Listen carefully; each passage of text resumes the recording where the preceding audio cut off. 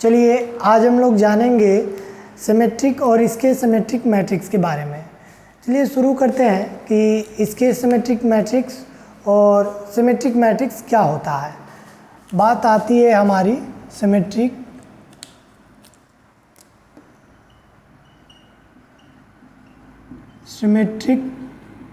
Matrix and इसके सिमेट्रिक्स।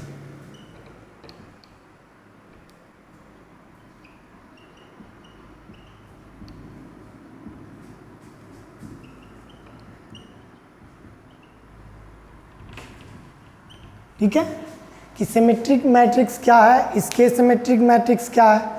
तो सबसे पहले बात आती है सिमेट्री मैट्रिक्स की। ठीक है, सिमेट्रिक मैट्रिक्स क्या होता है। तो कोई हम स्क्वायर मैट्रिक्स ले लें और उस स्क्वायर मैट्रिक्स का ट्रांसपोज उस मैट्रिक्स के इक्वल आ जाए तो उस मैट्रिक्स को हम सिमेट्रिक मैट्रिक्स बोलते हैं। इट मीन्स अगर डिफिनीशन की बात करें तो अ स्क्वायर या स्क्वायर मैट्रिक्स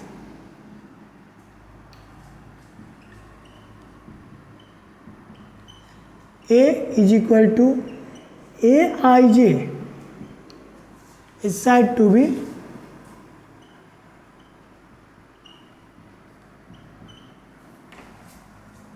symmetric matrix.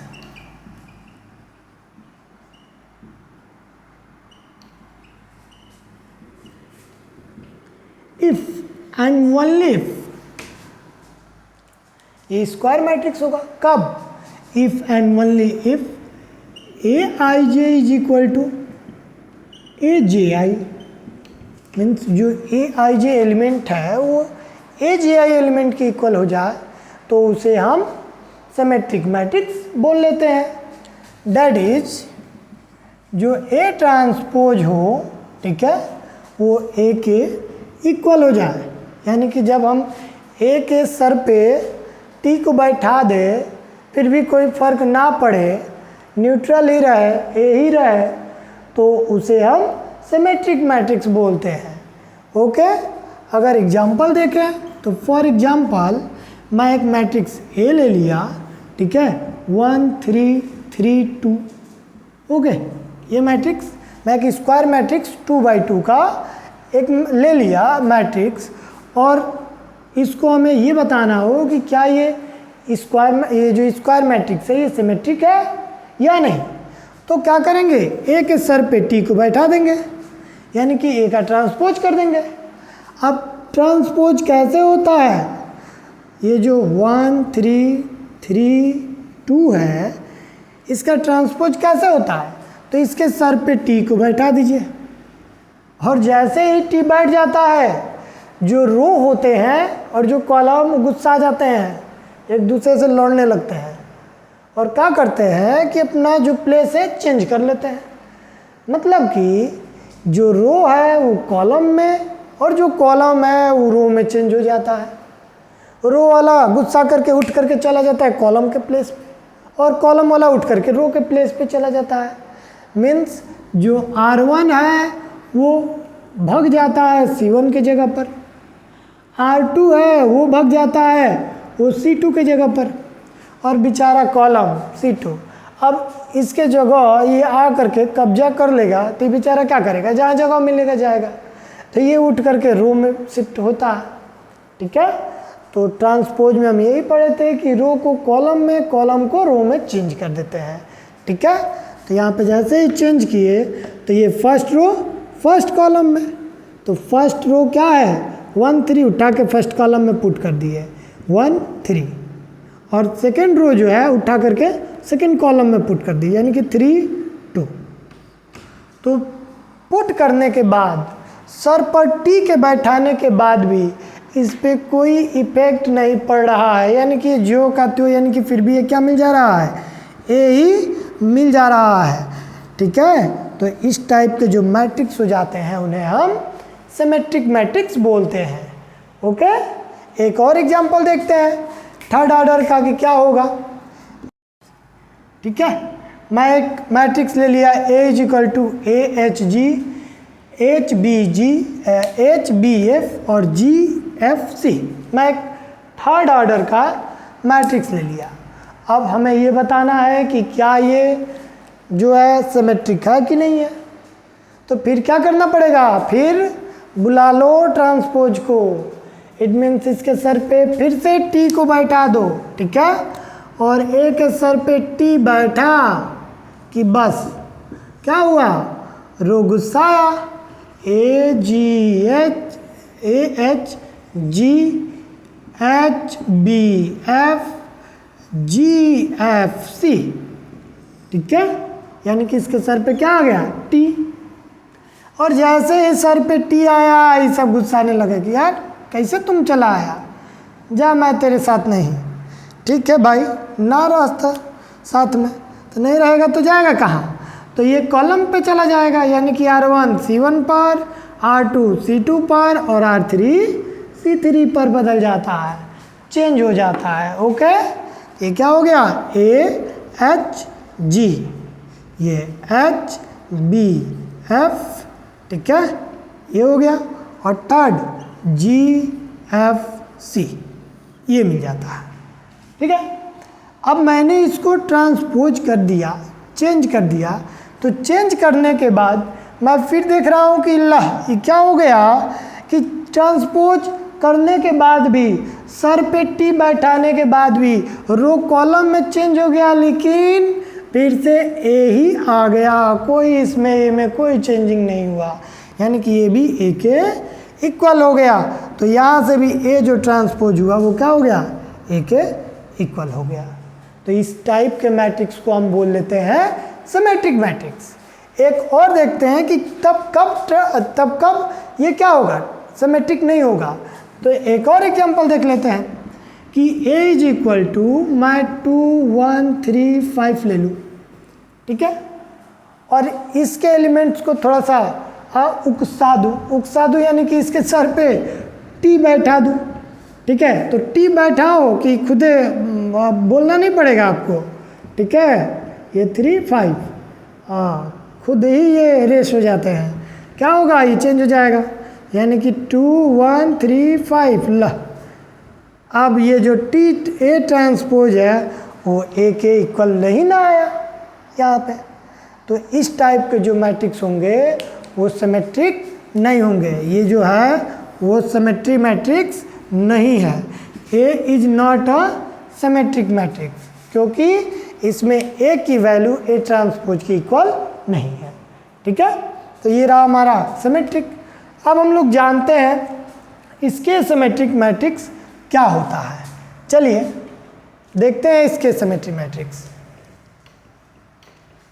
अगर हम इसके सिमेट्री मैट्रिक्स की बात करें, किसकी, इसके सिमेट्री मैट्रिक्स की, कि इसके सिमेट्री मैट्रिक्स क्या होता है, तो square matrix A is equal to AIJ is said to be इसके सिमेट्रिक, इसके सिमेट्री मैट्रिक्स, ठीक ना। कब, जब AIJ इक्वल हो जाए -JAI के, ठीक है।